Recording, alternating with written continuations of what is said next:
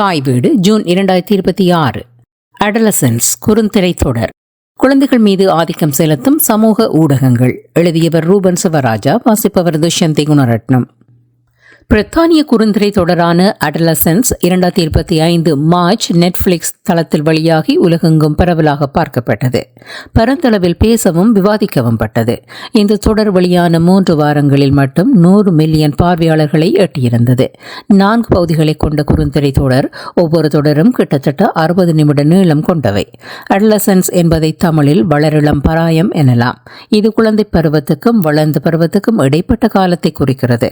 வயது அடிப்படை 10 தொடக்கம் 19 வயது காலத்தை சுட்டுகிறது. குழந்தைகளின் உலகம் சமகால பிரதிபலிப்பு.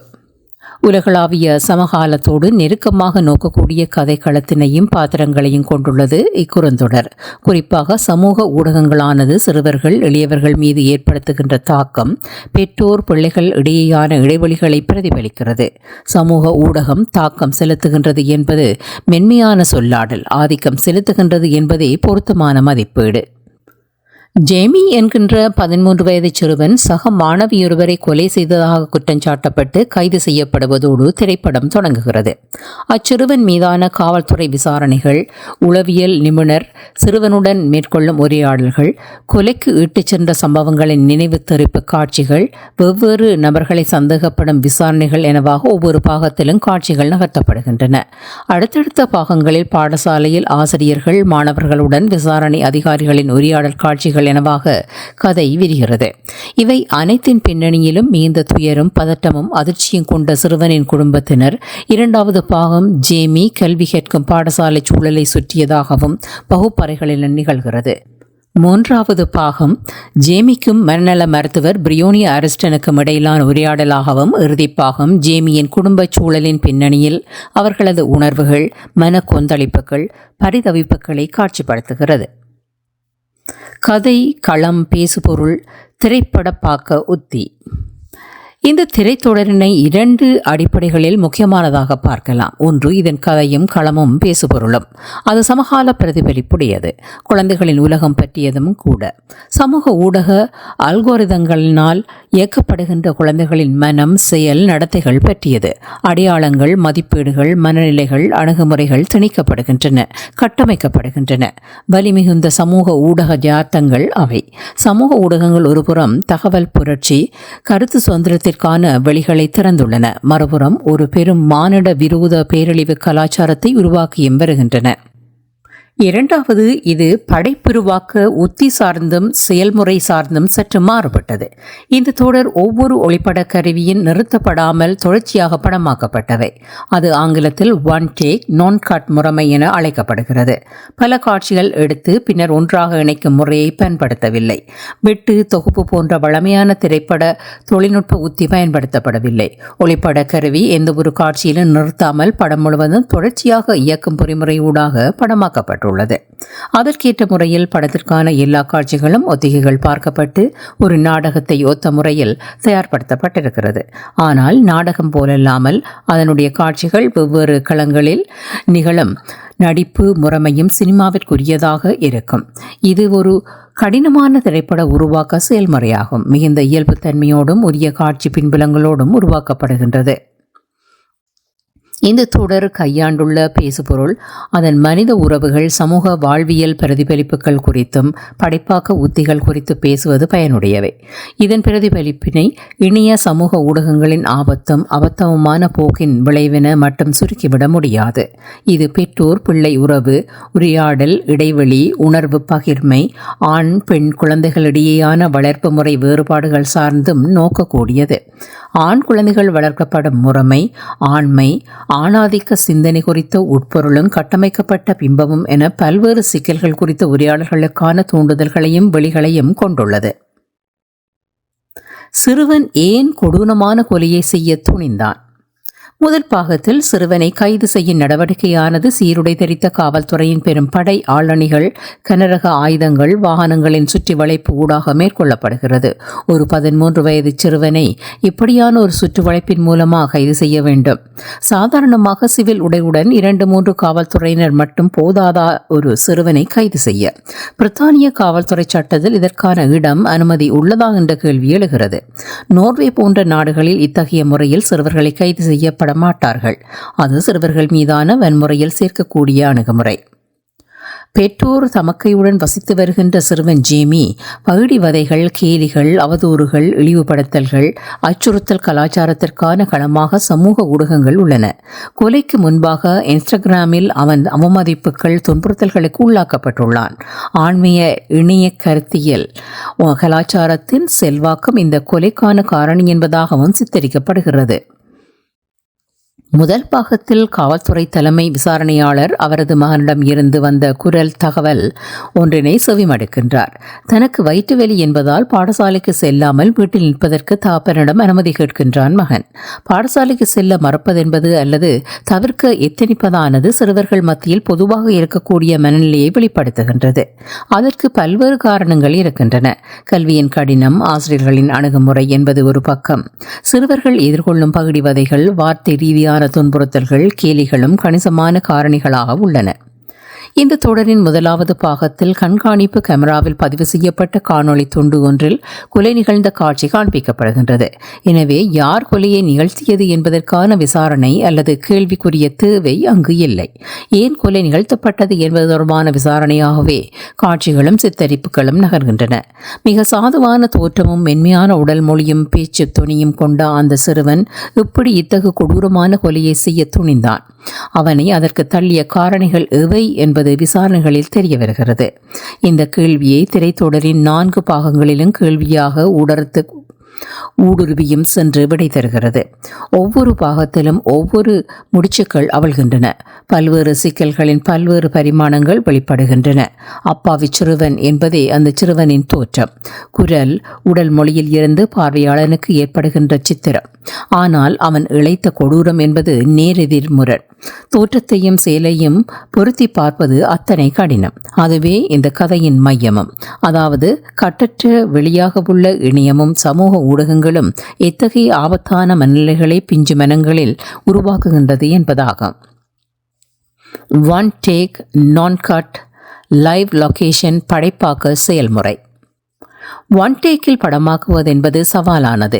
அதற்கு சிரத்தை மிகு ஒத்திகைகள் அவசியம். ஒத்திகைகள் மட்டுமல்ல, கேமரா உலவும் காட்சி புலங்களை நுணுக்கமாக உருவாக்க வேண்டும் அல்லது தெரிவு செய்ய வேண்டும். லைவ் லொகேஷன் எனினும் கதை கோருகின்ற காட்சி பின்புலங்கள், பொருட்கள், தளபாடங்கள் ஏற்பாடு செய்யப்பட வேண்டும். நடிகர்கள் தமக்கான உரையாடல்களிலோ நடிப்பிலோ ஏதோ ஒரு தவறு இழைத்தால் முதலில் இருந்து முழு காட்சியும் மீண்டும் தொடங்கப்பட வேண்டும். அடலசன்ஸ் இதன் காட்சியாக்க உத்தியும் தேர்ந்தெடுத்து கொண்ட கதைக்களமும் ஒவ்வொரு பாகத்தையும் ஆக்கமூட்டும் வகையிலும் உணர்வுபூர்வமாகவும் பார்க்க வைக்கிறது. ஒரே டேக்கில் படமாக்கிய அனுபவத்தினை நெட்ஃபிளிக்ஸ் நிறுவனம் பகிர்ந்துள்ளது. ஒவ்வொரு பாகமும் எத்தகையானது டேக்கில் படமாக்கப்பட்டது என்பதையும் இந்நிறுவனம் பகிர்ந்து கொண்டுள்ளது. ஒவ்வொரு பாகத்துக்கும் அதிகம் 10 டேக்குகள் வரை சென்றுள்ளன. காலை, மாலை என நாளுக்கு 2 டேக்குகளாக 5 நாட்களை திட்டமிட்டிருந்தனர். ஆனால் இப்போதும் எதிர்பாராத தடங்கல்கள், தவறுதல்களினால் சில பாகங்களின் காட்சிப்படுத்தல் 10 தடவைகளை விட கூடுதலான தடவைகள் எடுக்கப்பட்டுள்ளன. முதலாவது பாகம் 2வது காட்சிப்படுத்தலில் நிறைவு செய்யப்பட்டது. பாகம் 2 13வது காட்சிப்படுத்தலில் நிறைவு செய்யப்பட்டது. 3வது பாகம் 11வது காட்சிப்படுத்தலிலும் இறுதி பாகம் 16வது காட்சிப்படுத்தலிலும் நிறைவு செய்யப்பட்டிருக்கிறது. படப்பிடிப்பிற்கு முன்னரான ஒத்திகைகள் பற்றிய குறிப்புகளும் வெளிவந்துள்ளன. ஒத்திகைகளில் உரையாடல்கள், பாத்திரங்களுக்கு இடையிலான தொடர்பாடல், ஊடாட்டம், நகர்வுகள் பயிற்சி செய்யப்பட்டதாக பகிரப்பட்டுள்ளது. கத்தரிப்புகள் இன்றி ஒரே காட்சிப்படுத்தலில் கதை சொல்லப்படுகின்ற போது தனித்துவமானதும் கூடுதல் ஒற்றுதலையும் பார்வையாளருக்கு ஏற்படுத்த முடியும். அனைத்து காட்சிகளும் தொடர் படிமங்களாக நகர்ந்து கொண்டிருக்கும் போது உண்மைத்தன்மையும் அழுத்தமும் உணர்வுபூர்வமும் இயல்புத்தன்மையும் பேணப்படுகின்றது. காட்சி சித்தரிப்புகளும் கதை நகர்வும். இரண்டாவது பாகம் சிறுவன் படிக்கும் பாடசாலையை மையப்படுத்தி நகர்கிறது. அதே பாடசாலையில் தான் தலைமை விசாரணையாளரின் மகனான ஆதாமும் படிக்கின்றான். விசாரணை அதிகாரியும் உதவியாளரும் வகுப்பறைகளுக்கு விஜயம் செய்து கொலை சம்பவத்தோடு தொடர்பட்ட தகவல் உள்ளவர்களை முன்வருமாறு கேட்கின்றனர். அந்த பாடசாலை ஒரு கல்வி நிலையமாக இல்லாமல் பிரச்சனைகள் மிகுந்த இடமாக இருக்கின்றது. மாணவர்கள் ஒருவரோடொருவர் நல்லுறவை கொண்டவர்களாக இல்லை. பெரியவர்களும் குழந்தைகளிடம் அன்பாக இல்லை. பெரியவர்கள் குழந்தைகளை பாரமுகமாக நடத்துவதை காட்சிகள் சித்தரிக்கின்றன. பெரியவர்கள் குழந்தைகளோடு ஒரே இடத்தில் இருக்கின்றனர். ஆனால் அவர்களோடு செலவிடவோ குழந்தைகளை புரிந்து கொள்ளவோ பெரியவர்களுக்கு நேரமோ வாய்ப்போ இல்லை.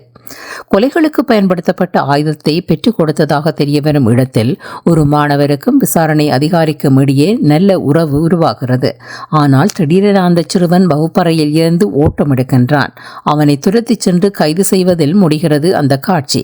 பெரியவர்களாலும் தாம் அன்றாடம் ஊடாடும் மனிதர்களாலும் தாங்கள் கவனிக்கப்பட வேண்டும் என்பது குழந்தைகளின் உள்ள கிடக்கை. ஆனால் பெரியவர்கள் தங்கள் வேலைகளிலும் பின்பற்றப்பட வேண்டிய விதிமுறைகளிலும் கவனம் செலுத்துகின்றனர். இங்கு நேரடியாக இவரும் தவறிழைப்பதாக குற்றம் சுமத்த முடியாது. ஆனால் பெரும்பாலான மனிதர்கள் குழந்தைகள் மீதான கரிசனைக்கு இடமளிக்காத ஒரு வாழ்வியல் அமைப்பில் சிக்கிக் கொண்டுள்ளனர். அடிப்படையில் ஒரு தனி மனிதரோ குழுவோ சமூகமோ தாம் ஒடுக்கப்படுவதாகவும் அவமதிக்கப்படுவதாகவும் உணரும் போது அது அவர்கள் மத்தியில் கோபத்தை உருவாக்குகிறது. தீவிர சிந்தனைகளுக்கும் செயல்களுக்குமான தூண்டுதல்களை அமைத்துக் கொடுக்கிறது. தீவிரத்தன்மை என்பது ஒரு நீண்ட செயல்முறையின் இறுதி நிலை. சிறுவனின் இந்த முடிவிற்கும் கொடூரச் செயலுக்கும் இட்டுச் சென்ற காரணங்களை புரிந்து கொள்வதற்கு அவனுடைய சுய வெறுப்பு எங்கிருந்து தொடங்கியது என்பதை விளங்கிக் கொள்ளுதல் அவசியமாகிறது. உலகம் முழுவதும் இப்படியாக தாம் கவனிக்கப்படாததாலும் மதிக்கப்படாமையினாலும் கோபமும் விரக்தியும் கொண்டவர்களாக மாறியிருக்கும் சிறுவர்களை, வளரிளம் ஆண்களை நாம் காண முடியும். அவர்களின் கோபத்துக்கும் விரக்திக்குமான அடிப்படை காரணங்களும் சூழல்களும் களையப்படுவது அவசியமானது. ஆண்மையவாத பெண் வெறுப்பு கருத்துக்கள். மனோஸ்பியர் மீதான ஈர்ப்பு. குற்றமளித்த சிறுவன் ஆண்மையவாத பெண் வெறுப்பு கருத்துக்களால் ஈர்க்கப்பட்ட நபர் என்பதற்கான நேரடியான காட்சிகள் இல்லை. அவை மறைபொருளாக வெளிவருகின்றன. குறிப்பாக உளவியல் நிபுணர் சிறுவன் உரையாடல்களில் இருந்து அது குறித்த புரிதல் ஏற்படுகிறது. மனோஸ்பியர் என்பது பல்வேறு இணையதளங்கள், கருத்தாடல்கள், பிரபலங்கள் மற்றும் பல்வேறு துணை கலாச்சாரங்களை கொண்டு ஒரு வலைப்பின்னல் எனலாம். இவை அனைத்திற்கும் பொதுவான ஒரு போக்காக பெண் எதிர்ப்புவாத பின்னணி உள்ளது. மனோஸ்பியர் குறித்து சற்று விரிவாக பார்க்கலாம். பல்வேறு இணையவழி குழுக்கள், இணையதளங்கள், வலைப்பதிவுகள், காணொளி தளங்கள், ஒலி வடிவ பதிவுகள் மற்றும் பிற சமூக ஊடகங்கள், தளங்கள், தனிப்பட்ட மற்றும் மூடப்பட்ட தகவல் பரிமாற்ற குழுக்கள் உட்பட்ட தளங்களில் பெண் வெறுப்பு கருத்துக்கள், கோட்பாடுகளை பகிர்வதையும் பரப்புவதையும் குறிக்கின்ற பொது சொல்லாடல் இது. மனோஸ்பியர் சூழல்களில் பொதுவாக ஆன்மீக கருத்துக்களும் பெண் விடுதலைக்கு எதிரான மனப்பான்மையும் மேலோங்கி காணப்படுகிறது. இந்த சொல் 2000ஆம் ஆண்டுகளின் நடுப்பகுதியில் வலைப்பதிவுகள் மற்றும் இணையதளங்களில் வளர தொடங்கிய போது உருவானது. 2020ஆம் ஆண்டு ஊடகர் லௌரா பேட்ஸ் எழுதிய மென் ஹூ ஹேட் வுமென், பெண்களை வெறுக்கும் ஆண்கள் என்ற நூலில் ஆன்மீகவாத குழுக்கள் இணைய பரப்பில் பெண்களுக்கு எதிரான வெறுப்பையும் பெண் விடுதலைக்கு எதிரான மனப்பான்மையையும் வளர்க்கின்றன என்று விவரித்திருக்கின்றார். பெண் பாலினம் குறித்த எதிர்மறை கற்பிதங்களின் செல்வாக்கு. இக்கருத்து உயிரியல் சார் பாலின புரிதலின் அடிப்படையில் கட்டமைக்கப்பட்டதாகவும், அதாவது பாலினங்கள் இயற்கையாகவே வெறுக்கப்பட்டவை என கருதப்படுகிறது. இயற்கையான சமநிலை ஒன்று உள்ளது என்று இவர்கள் கருதுவதோடு பெண் என்பவள் ஆணுக்கு கீழ்ப்படிந்தவளாகவும் ஆண் குடும்பத்தின் தலைவனாகவும் இயங்க வேண்டும் என்பதும் இவர்களது அடிப்படைவாத கருதுகோள். இக்கருத்தாளர்கள் ஆண் பெண் சமத்துவம் இயற்கையின் இந்த சமநிலையை அழித்து விட்டது என்றும் பெண் விடுதலை கருத்தியலும் செயற்பாடுகளும் ஆண்களின் ஆண்மையை வெளிப்படுத்தும் வாய்ப்புகளை குறைத்துவிட்டது என்றும் கருதுகின்றனர். சமூக ஊடகங்கள் கட்டுப்பாடுகள் அற்றவை. குறிப்பாக அவை ஆசிரியர்களால் கட்டுப்படுத்தும் ஊடகங்கள் அல்ல. அந்த வகையில் இளைஞர்கள் அதிகம் பயன்படுத்தும் டிக்டாக், இன்ஸ்டாகிராம், ஸ்னாப்சாட் மற்றும் சமூக ஊடகங்கள் ஊடக விதிமுறைகளுக்கு உட்பட்டவை அல்ல. இத்தகு சமூக ஊடகங்களில் ஆண்ட்ரூ டேட் போன்ற ஆணாதிக்க பெண் வெறுப்பு தீவிர வலதுசாரிகள் செல்வாக்கு செலுத்துகின்றனர். ஆண்ட்ரூ டேட் குறித்தும் அந்த நபரின் பிரபலம் அவர் உலகளாவிய இளைஞர்கள் மத்தியில் ஏற்படுத்தியுள்ள எதிர்மறை தாக்கங்கள், செல்வாக்குகள் குறித்து சுருக்கமாக பார்ப்பது பொருத்தமானது. இந்த நபர் 2007 தொடக்கம் 2020 கால பகுதியில் ஒரு தொழில்முறை குத்துச்சண்டை வீரராக விளங்கியவர். 4 முறை குத்துச்சண்டை போட்டியில் உலக கிண்ணம் வென்றவர். அதுவே அவரின் உலக புகழுக்கான அடிப்படை காரணம். இணையத்தில் 10 மில்லியனுக்கும் அதிகமான பின்தொடர்பவர்களுடன் அதிக கவனம் பெற்றுள்ள பிரபலம். பெண் வெறுப்பு மனநிலையை இளைஞர்களிடையே பரப்பி வருவதாக விமர்சிக்கப்பட்டுள்ளார். பல சமூக ஊடகங்கள் இவரை தடை செய்தும் உள்ளன. 2018 இவர் பெண்களை காதலில் விழச் செய்தல், பெண் வெறுப்பு, எவ்வாறு இலகுவாக பணம் சம்பாதித்தல் மற்றும் முதன்மை ஆணாக திகழ என்ன செய்ய வேண்டும் போன்ற உள்ளடக்கங்களுடன் காணொளிகளை உருவாக்கி வெளியிடத் தொடங்கினார். குத்துச்சண்டை விளையாட்டில் இருந்து ஓய்வு பெற்ற பின்னர் பாலினம், அதிகார உறவுகள், பாலியல் வன்கொடுமை குறித்த சர்ச்சையான கருத்துக்களை வெளியிட்டு பரப்பியதன் மூலம் சமூக ஊடக பிரபலமாகியதோடு இணையவெளியில் ஓர் ஆன்மீக மேலாதிக்க கருத்துக்களால் இளைஞர்கள் மத்தியில் செல்வாக்கு பெற்ற மனிதராகவும் உள்ளார். பிரித்தானிய அமெரிக்க பின்னணியுடைய ஒரு தீவிர வலதுசாரி சமூக ஊடக பிரபலம் என்ற வகமைக்குள் இவர் அடங்குகின்றார். தன்னை ஒரு பெண் வெறுப்பாளர் எனவும் அவர் வெளிப்படுத்தி வருபவர். மிசோனிஸ்ட் என்னும் சொல் பெண்களை வெறுக்கின்ற, அவமதிக்கின்ற, இழிவு செய்கின்ற தீவிர செயல்களை கொண்டிருக்கும் நபரை குறிக்கிறது. 2022 ஆண்ட்ரூ டேட் மற்றும் அவரது சகோதரர் ட்ரெஸ்டன் டேட் பாலியல் வன்கொடுமை மற்றும் மனித கடத்தல் குற்றச்சாட்டில் ரோமேனியாவில் கைது செய்யப்பட்டனர். அவர்கள் 2025 விடுவிக்கப்பட்டு அமெரிக்காவுக்கு அனுப்பப்பட்டவர். இரு சகோதரர்களும் பாலியல் வன்கொடுமை குற்றச்சாட்டுகளுக்காக பிரித்தானியாவில் தேடப்படும் நபர்களின் பட்டியலில் உள்ளனர். அதோடு வருமான வரி ஏய்ப்பு குறித்த குற்றச்சாட்டுகளும் இவர்கள் மீது உள்ளன. தவிர வேறு பல சிவில் வழக்குகளும் இவர்கள் மீது தொடுக்கப்பட்டுள்ளன. குறிப்பாக பெண்கள் மீதான பாலியல் வன்முறை மற்றும் இழிவுபடுத்தல் சார்ந்த இவர்கள் மீதான வழக்குகளை குறிப்பிடலாம். உளவியலாளர் சிறுவன் உரையாடலின் உருக்கமிகு காட்சிகள். அடலசன்ஸ் திரைத்தொடரின் 3வது பாகம் ஜேமிக்கும் ஒரு பெண் மனநல மருத்துவருக்கும் இடையிலான உரையாடல். அந்த உரையாடலின் நோக்கம் கொலைக்கு பின்னால் இருந்த காரணிகளையும் ஜேமியின் உளவியலையும் கொலைக்கு தூண்டிய காரணங்களையும் அறிவதும் மதிப்பிடுவதும் ஆகும். அந்த பாகத்தின் முடிவில் ஓர் உருக்கமிகு காட்சி. உளவியலாளர் பாத்திரம் ஒன்று இந்த விவகாரத்தில் தனது மதிப்பீடு முடிந்துவிட்டது என்று ஜேமியிடம் வரைபடும் காட்சி அது. இனி தாம் சந்திக்க நேராது என்று கூறி முடிக்கிறார். உளவியலாளர் ஜேமி இடையிலான உரையாடல் நேரத்தில் ஜேமி தன்னை படிப்படியாக முழுமையாக வெளிப்படுத்துகின்றான், ஒப்புக் கொடுக்கின்றான் என்று சொல்லலாம். தான் யார் என்பதை முழுமையாக, சுவாரஸ்யமாக, புற்றுணர்வுடன், கோபாவேசமாக என பல்வேறு உணர்வு நிலைகளில் அவனது அந்த வெளிப்படுத்தல் நிகழ்கிறது. உரையாடலின் இறுதியில் உளவியலாளரின் மதிப்பீடு பற்றிய கூற்றினை கேட்டு அவன் குழப்பமடைகின்றான். அச்சமும் விரக்தியும் தலைக்குனிவும் அவனை ஆட்கொள்கின்றது. இருவருக்கும் இடையில் ஒரு சுமூகமான தொடர்பாடல் ஏற்பட்டிருக்கும் நிலையில் உளவியலாளர் விலகுகின்றார். ஜேமி பதற்றமடைகின்றான். உங்களுக்கு என்னை பிடிக்குமா என்று திரும்ப திரும்ப கேட்கின்றான். இது அவனது ஆழ்மனதில் இருந்து வந்த கேள்வி என்பதை பார்வையாளர் எளிதில் புரிந்து கொள்வர். உளவியலாளரும் உள்ளன்போடு அவனது நிலைக்காக உள்ளுக்குள் உருகாமல் இல்லை. ஆனாலும் தொழில்முறை ஒழுக்கத்தை பேண வேண்டியவர் அவர் அல்லவா? நான் மற்றவர்கள் விரும்பத்தக்க மனிதனா? எனக்குள் உள்ளார்ந்த பெருமதி ஏதேனும் உள்ளதா என்பவையே அவன் உண்மையில் கேட்கும் விடயம். இங்கு உளவியலாளர் முற்றிலும் தோல்வியடைந்த ஒருவராக கையறு நிலையில் நிற்கிறார்.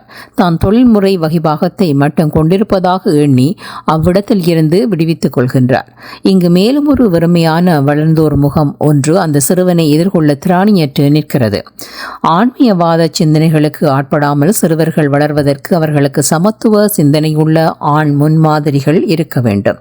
அவர்களின் மீது அதிகாரம் செலுத்தாமல், குறிப்பாக பெண்கள் மீது அதிகாரம் செலுத்தாமல், வெறுப்பு கொள்ளாமல் தமது ஆண்மையை வெளிப்படுத்துவதற்கு வழிகாட்டல் அவசியம். சிறுவனாக ஓவன் கூப்பர் நடித்துள்ளார். அவனுக்கு இதுவே முதல் படம்.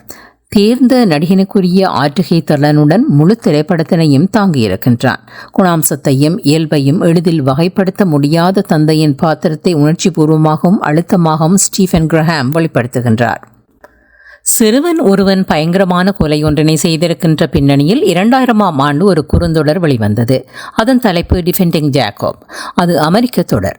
அதனை நோர்வேஜியரான மார்டின் டைட்லாம் இயக்கியிருந்தார். டிஃபெண்டிங் ஜேக்கப் தொடரில் தன் குழந்தை மோசமான வன்முறையை செய்திருக்கும் என்று அறிந்திராத நம்பாத மன அமைதியின் குரலினை சித்தரித்தது.